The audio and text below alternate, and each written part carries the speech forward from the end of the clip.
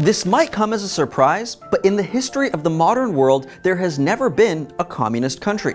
While a number of countries have described themselves as communist, for example, China and North Korea, by definition, there has never been a true communist country.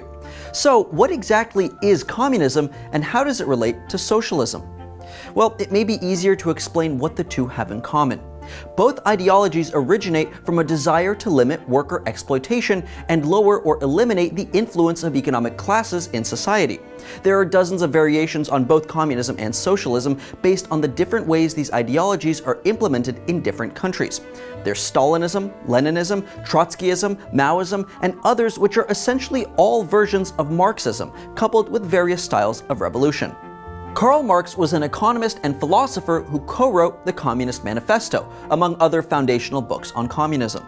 In short, his theories centered around the idea that as Europe transitioned from centralized monarchies to quasi-democratic capitalist economies, workers were being exploited by those who owned the means of production.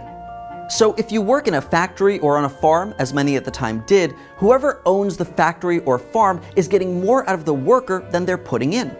This creates an inherent inequality, giving the owners, who Marx called the bourgeoisie, power over the workers, called the proletariat.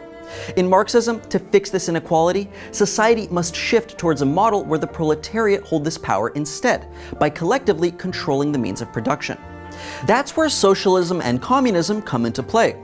According to Marx, socialism is a precursor to communism and the next logical step after capitalism. In socialism, a democratic state controls the means of production, rather than having private companies hold ownership.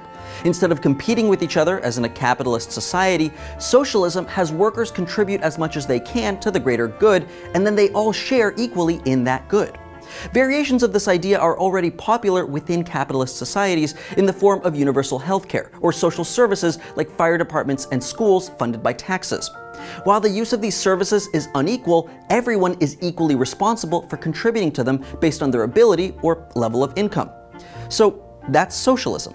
But once the state controls all the means of production, the next step is total collective ownership, not just of production, but all aspects of society and economy, including private property.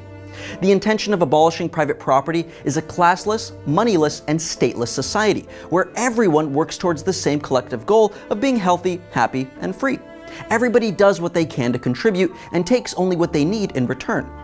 As I said before, there are no true communist countries, and there never have been. Every so-called communist country is actually a socialist country, with the state controlling employment and economy to some degree. Even the widely referred to Communist Russia was actually called the Union of Soviet Socialist Republics. In short, socialism and communism are not altogether different. Rather, most schools of economics consider socialism to be a precursor to communism once the state has enough control over society and economy. But this total control is a major reason that socialist countries struggle to reach this ideal. Corruption is rampant in countries like the former USSR, Venezuela, Vietnam, and North Korea, largely due to people in power abusing that power instead of using it to help the society they control, and refusing to give up that power to the people. Nonetheless, socialist ideals have seen incredible success when paired with capitalism in countries like Sweden and Canada. The human hurdle of overcoming power and greed in government is the biggest reason we've never seen a true communist country.